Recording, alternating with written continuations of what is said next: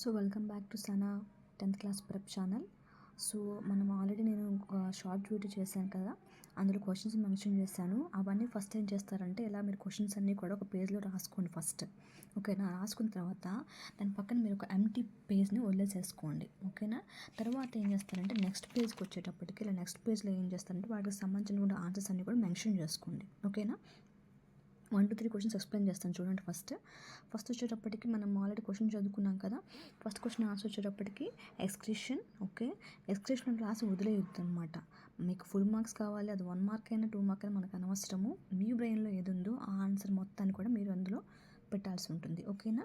First వచ్చేటప్పటికి kidneys remove the waste from the body and the function of this excretory system. Okay, second question వచ్చేటప్పటికి option A transport of water. So what is the function of this xylem?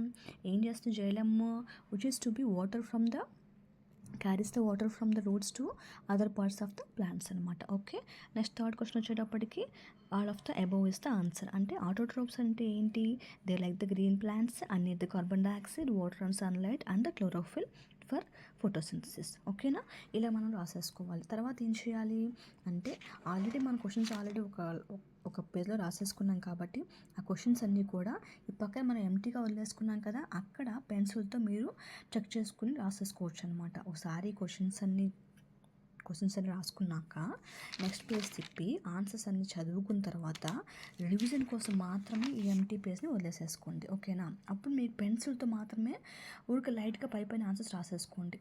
Exam time వచ్చేటప్పటికి మొత్తం మళ్ళీ arrange చేసేసుకుని మళ్ళీ ఇంకోసారి revision చేసుకోండి. అలా మీకు ఏంటంటే కాన్సెప్ట్ బిల్డ్ అవుతుంది, మీకు కాన్ఫిడెన్స్ వస్తుంది అనమాట. ఓకేనా? Please subscribe my channel.